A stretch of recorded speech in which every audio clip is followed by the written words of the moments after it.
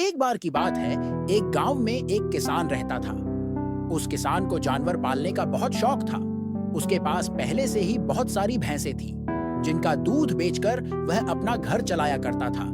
तो एक दिन उस किसान ने एक खरगोश और एक बंदर को भी अपने घर में पाल लिया। अब काफी दिन गुजरने के बाद उस किसान ने उस खरगोश और बंदर के साथ खेलने का सोचा।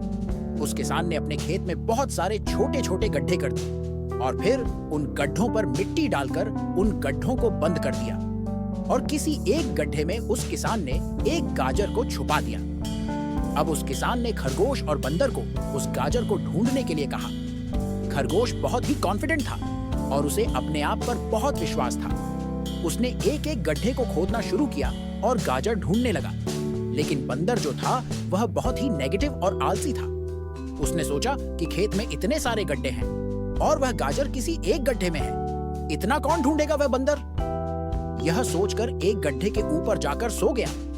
अब उधर खरगोश अपनी पूरी मेहनत से गाजर ढूंढ रहा था। एक एक करके खरगोश ने सारे गड्ढे देख लिए, लेकिन उसे किसी भी गड्ढे में गाजर नहीं मिली।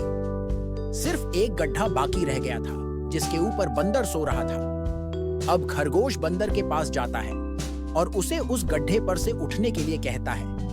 जैसे ही बंदर उस गड्ढे पर से उठता है, खरगोश गड्ढा खोदकर गाजर बाहर निकाल लेता है और अपने मालिक को ले जाकर दे देता है।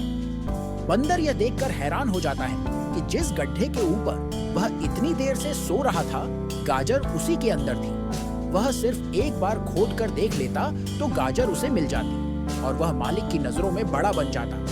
यही सोचकर वह अपने के पर पछता रहा था। दोस्तों, इस कहानी से हमें 3 बहुत बड़ी सीखें मिलती है। पहली ये है कि हमें कभी भी अपने काम के प्रति नेगेटिव नहीं सोचना चाहिए। जैसे उस बंदर ने सोचा कि इतने सारे गड्ढे हैं और गाजर किस गड्ढे में है। पता नहीं, यही सोचकर उसने उस काम को अपने लिए बड़ा बना दिया। और दूसरी सीख हमें इस कहानी से यह मिलती है कि हमें एटलीस्ट कोशिश भी तो करनी चाहिए, क्योंकि हम जब तक कोशिश नहीं करेंगे, किस्मत भी हमारा साथ नहीं देंगी। अगर वो बंदर जिस गड्ढे पर सोया हुआ था, वहां से ही गाजर को ढूंढना शुरू करता तो उसे गाजर मिल जाती, लेकिन उसने कोशिश ही नहीं किया।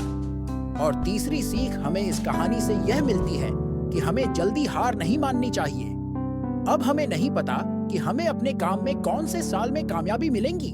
वह 2025 हो सकता है, 2030 हो सकता है या 2032 भी हो सकता है, लेकिन हमें कामयाबी तभी मिलेगी जब हम पॉजिटिव सोच के साथ कोशिश करते रहेंगे और हार नहीं माने। तो अगर आप मेरी इस बात से सहमत, तो वीडियो को लाइक करें, शेयर करें, जरूर जाना और सब्सक्राइब करना मत भूलना, क्योंकि हमारे चैनल पर मोटिवेशनल स्टोरीज, कहानियां मिलेंगी।